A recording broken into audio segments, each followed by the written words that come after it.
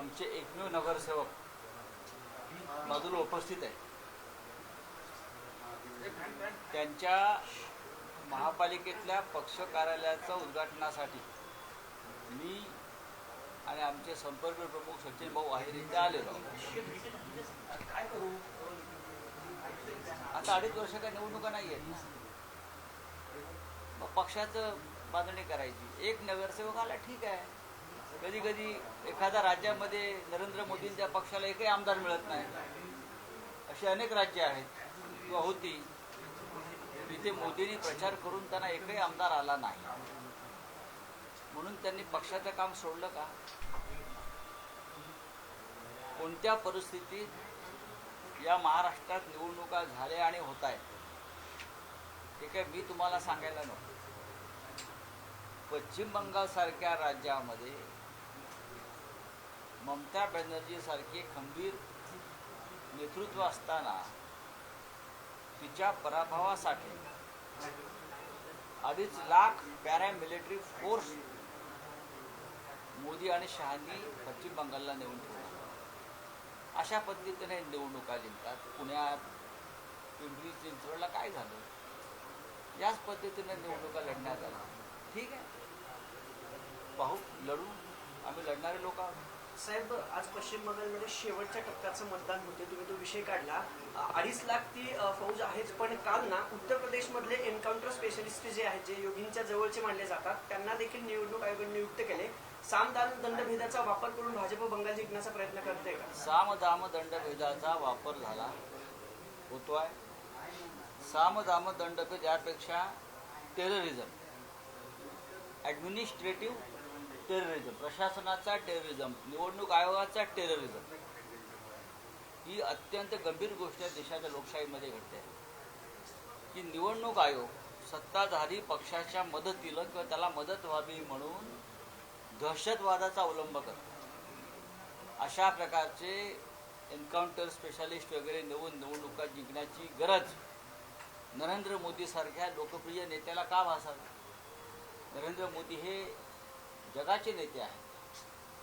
उद्या जर अंतराळामध्ये जर राजकारण सुरू झालं तर ते तिकडले नेते होते. जोडीला अमित शहा आहेत. तरीही त्यांना अशा प्रकारे राज्यातले टेरर पोलीस फोर्स नेऊन लोकांना धमक्या देऊन निवडणुका जिंकण्याची वेळ येते. याचा अर्थ त्यांना त्यांचा पराभव दिसतो आणि पराभवाचं रूपांतर विजयात करण्यासाठी त्यांना असे उपद्व्याप करावे लागतात. विधान परिषदेच्या संदर्भात महाविकास आघाडी कधी जाहीर होणार आणि कोण उमेदवार? अरे बाबा, आमचा एकच उमेदवार आहे सगळ्यांचा मिळून. इतर लोकांनी याद्या जाहीर केल्या ठीक आहे, आमचा एक उमेदवार आहे. उद्या अर्ज भरायचा आहे. उद्या 11 वाजता आपल्याला कळेल कोण अर्ज भरत आहे. तिथे गेल्यावरच तुम्हाला कळेल पायरीवर विधान भवनाच्या कोण आहेत. उद्धव ठाकरे साहेब उद्या अर्ज भरतायत असं समजतंय. उद्या किती वाजता अर्ज दाखल करणार आहे? उद्या मी काय म्हणतोय तुम्हाला की उद्या विधिमंडळाच्या पायरीवर उमेदवार तुम्हाला पायऱ्या चढताना दिसले की तुम्ही त्यांचं नाव ब्रेकिंग न्यूज मध्ये द्या. राऊत साहेबांची इच्छा काय? राऊत साहेबांची इच्छा काय? राऊत साहेबांच्या इच्छा उद्धव साहेबांनी उद्या अर्ज भरावा. आमची इच्छा का नसावी? म्हणजे भरणार आहे. आमची इच्छा का नसावी? मी पहिला माणूस आहे सांगणार आहे की त्याने विधिमंडळात पुन्हा जायला पाहिजे. त्यानंतर काँग्रेसचे प्रांताध्यक्ष हर्षवर्धन पाटील असतील, सुप्रिया सुळे असतील, या सगळ्या प्रमुख नेत्यांनी त्यांना ही विनंती केलेली आहे. त्यानंतर केंद्रातून काल के.सी. वेणुगोपालजी, रमेश चेन्नीथलाजी जे प्रभारी आहेत महाराष्ट्राचे, त्यांनीसुद्धा अशा प्रकारची भूमिका घेतलेली आहे की माननीय उद्धव ठाकरे यांनी विधिमंडळात जाऊन महाविकास आघाडीचं नेतृत्व करावं अशी भूमिका सगळ्यांची आहे. तर त्याच्यावरती आज आम्ही पाहू. गोरेगाव पत्राचाळ प्रकरणामध्ये जे आरोप तुमच्यावर झाले त्याच्यावर आज एकनाथ शिंदेंनी बैठक बोलवली आहे, म्हणजे त्या पुनर्विकासासाठी. बोलवू द्या ना, त्यात नवीन काय? माझ्यावरती कसले आरोप झाले? कोर्टाला विचारा ना, कोर्टाने काय सांगितलं ते. पत्राचाळ प्रकरणात ज्यांनी खरोखर मलिदा खाल्ला ते सगळे त्यांच्याच पक्षात किंवा भाजप पक्षामध्ये आहेत. आमचा काय संबंध आहे त्याच्याशी? हे कोर्टाने सांगितलं. जसं केजरीवालांच्या प्रकरणामध्ये कोर्टाने सांगितलं की हे बेकायदेशीर प्रकरण आहे, त्याला अडकवलं. तसं माझ्या बाबतीत सुद्धा सांगितलं की बेकायदेशीर अटक आहे. संजय राऊतांचा या सगळ्या प्रकरणाशी दुरान्वयी कधी संबंध झालेला नाही. सत्ता आहे, बाकी काय. बच्चू कडू आज पत्रकार परिषद घेऊन आपली भूमिका जाहीर करणार आहे. पण त्याच्यात मी कशाला बोलू? बच्चू कडू नाही, पक्ष त्यांनी विलीन करण्याचं जे हो, काही पण असं आहे की त्यांना विचारा ना, ते पक्ष विलीन करणार असतील तर त्यांना विचारलं पाहिजे. पण राज्यामध्ये शेतीच्या एक संदर्भात जे शेतकऱ्यांच्या त्यांनी छोटे एवढं पक्ष रान आहेत, पेटवलं आणि छोटे आता पक्ष आहेत ते संपवण्याचं काम सत्ताधाऱ्यांकडून केलं जाते का अशा पद्धतीने? म्हणजे शिवसेना फोडली, राष्ट्रवादी फोडली. हा, शिवसेना फोडली नाही. नंबर 1, ज्या पद्धतीनं देशभरातलं राजकारण सुरू आहे, तुम्ही म्हणाल आप फुटली. मी असं म्हणत नाही की आप पक्ष फुटला. ज्या पद्धतीनं दहशतवादाचा वापर करून लोकांवरती दबाव आणून आमिष दाखवून माणसांना बाजूला केलं जातं, ही पक्ष फूट नाही, ही डरपोकपण आहे. आता बच्चू कडूंवरती कोणता दबाव आहे मला माहीत नाही. मी बच्चू कडून एक अत्यंत प्रामाणिक नेता, शेतकऱ्यांसाठी लढणारा, दिव्यांगांसाठी लढणारा असं मी मानतो. आता एका आमदारकीसाठी जर कोणी आपला पक्ष कोणात विलीन करत असेल तर त्याच्यावर नंतर बोलू आम्ही. अजित पवारांच्या प्रकरणावरती बरेच तर्कवितर्क लावले जात आहेत. KSR कंपनीवरती राज्यामध्ये बंदी घालावी अशी मागणी होती. मात्र काल अजित पवारांचे पुत्र पार्थ पवारांनी मुंबई ते पुणे KSR कंपनीच्या विमानातून प्रवास केला. याच्यावरती तुमचं काय म्हणणं? मी काय अजित पवारांच्या प्रकरणामध्ये राज्य नाही, आम्ही- सरकारकडून नाही. पावलं उचलली जात नाही, तपास केला जात पण नाही. राज्य सरकार इथेच आहे ना, पुण्यात असतं. अर्ध सरकार पुण्यात असतं. त्यांना विचारा. या खात्याचे जे मंत्री आहेत, नागरी हवाई उड्डाण मुरलीधरराव मोहोळ, ते पुण्यात असतात. त्यांनाही प्रश्न विचारा. माझ्या माहितीप्रमाणे पार्थ पवार यांनी काही ते खुलासाच केलेला आहे. धर्म विचारून मारलं जाते. मीरा रोडचा एक व्हिडिओ आणि सुरक्षा रक्षकाला मारहाण झालेली आहे. देशभरात हे सुरू आहे. देशभर हे एकाच धर्माकडून होत नाही. हे सर्व धर्माकडून अशा प्रकारचं गढूळ वातावरण या देशात निर्माण केलं जात आहे. आणि या देशातली शांतता, या देशातली सुरक्षा, या देशाचं धर्मस्वातंत्र्य या सगळ्यांवर संकट दिसतं. आणि याला जबाबदार भारतीय जनता पक्ष आणि राष्ट्रीय स्वयंसेवक संघाची विचारसरणी ज्या पद्धतीनं पुढे नेण्याचा प्रयत्न होतो ती आहे. चला, आमदार मिलिंद नार्वेकर म्हणतात विधान परिषदेसाठी महाविकास आघाडीकडून उद्धव ठाकरे हेच 99% उमेदवार असतील, पण ठाकरे असल्याने 1% काही सांगता येत नाही. But boss is always right. मग याच्यावरती तुमचं काय? तुम्ही त्याच्यावरती प्रतिक्रिया द्या. माझी काय नाही. मी मगाशी या विषयावर माझं मत मांडलेलं. मिसिंग लिंक करून उद्धव ठाकरे मिसिंग लिंक करून एकनाथ शिंदे आणि देवेंद्र फडणवीस यांच्यामध्ये चांगली रसिकेज पाहायला मिळते की श्रेयवादावरून इन्फ्रामॅन म्हणून एकनाथ शिंदे, त्याचबरोबर देवेंद्र फडणवीस मला तुम्ही जो प्रश्न विचारताय तो सरकारमधला अंतर्गत विषय आहे. श्रेयवाद आघाडीच्या किंवा युतीच्या कोणत्याही सरकारमध्ये श्रेयवाद हा कायम असतो. सरकार कोणाचंही असो, त्याच्यामध्ये फक्त केंद्र सरकारमध्ये सर्व श्रेय मोदींना मिळतं. गडकरीने किती काम केलं, नितीन गडकरीने किती रस्ते बांधले, किती पूल बांधले, किती इन्फ्रास्ट्रक्चर उभं केलं, तरी श्रेय मोदींचंच. महाराष्ट्रामध्ये आघाडीचं सरकार आहे. दुर्दैवानं अजित पवार नाही, नाहीतर 3 पक्षांमध्ये कायम श्रेयवादाची लढाई झाली.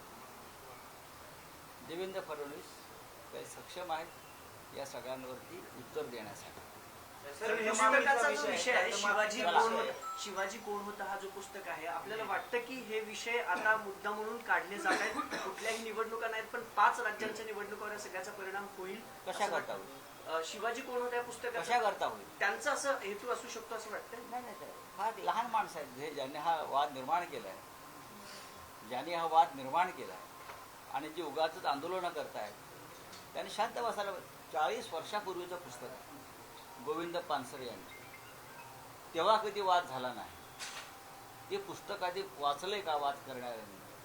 ते पुस्तक वाचायला हवं. छत्रपती शिवाजी महाराजांसंदर्भात काही भूमिका त्यात मांडलेल्या आहेत. आणि छत्रपती शिवाजी महाराज हे आमचं दैवत आहे आणि त्या दैवताला धक्का लागेल असं पानसरेंनी काही लिहिलं असं मला कधी वाटलं नाही. आमचं दैवत आहे छत्रपती शिवाजी महाराज. अशा प्रकारे बंदी घालून तुम्ही वेगळ्याच अपप्रवृत्तींना पाठबळ देतात.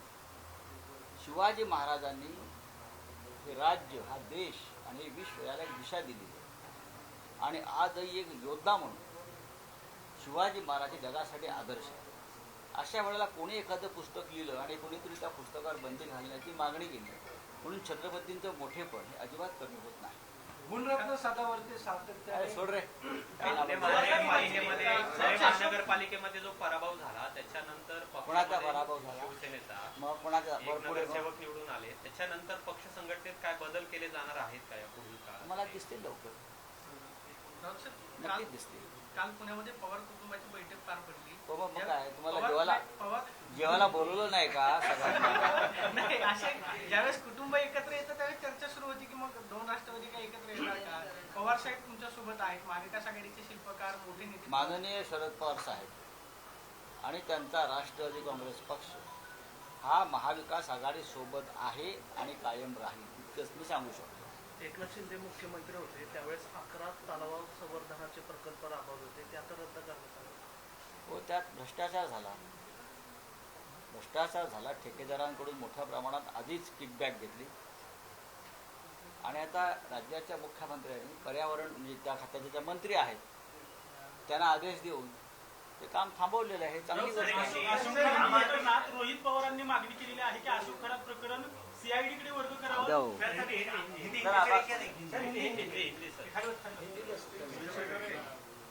सर पश्चिम बंगाल के दूसरे हाँ हाँ चुनाव होने वाले हैं. बीजेपी ने बहुत सी ताकत लगाई है वहाँ पर. क्या लगता है इस बार बीजेपी वहाँ पर आएगी ऐसा बोले जा रहे हैं? बीजेपी ने ताकत तो लगाई है.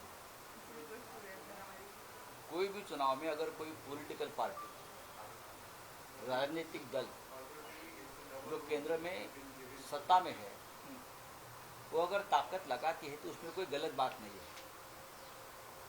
लेकिन इसे मैं ताकत नहीं कहता. ये एक प्रकार का टेररिज्म है जो पश्चिम बंगाल में चल रहा है. 2.5 लाख से ऊपर पैरामिलिट्री फोर्स,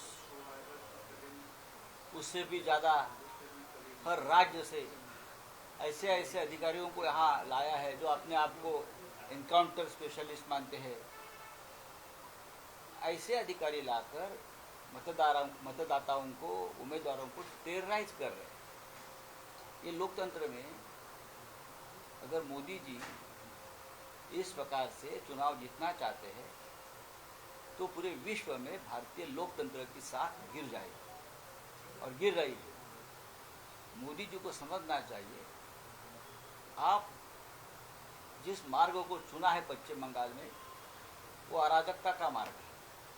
आप पैरामिलिट्री फोर्स के साथ या चुनाव आयोग जो बैठा है उनके साथ अलायंस करके आप चुनाव नहीं जीत सकते.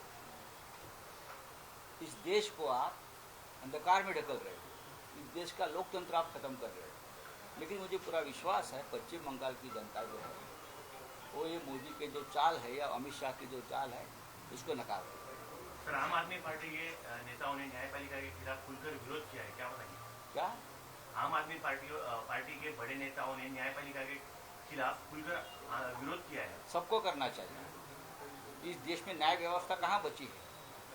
इस देश में अगर निष्पक्ष न्याय व्यवस्था होती तो 4 साल से शिवसेना न्याय के लिए 4 साल से सुप्रीम कोर्ट में न्याय की गुहार लगा रही है. हमारी पार्टी जिस तरह से तोड़ी है, जिस तरह से 10th शेड्यूल को खत्म कर दिया है, आपको क्या लगता है उसको हम न्याय कहेंगे? किसको न्याय मिल रहा है? इस देश में न्याय सिर्फ भारतीय जनता पार्टी को मिल रहा है और कुछ गिने चुने उद्योगपतियों को मिल रहा है. उसके लिए पूरी न्याय व्यवस्था चल रही है. सर, जामिया में फिर विवाद हुआ है. आरएसएस के युवा कुंभ कार्यक्रम के खिलाफ एआईएस और एसएफआई के छात्रों ने विरोध करते हुए भगवा कारंग के खिलाफ के नारे लगाए. क्या बताएंगे? क्या बताएंगे? ठीक है, चलो. सर एक मिनट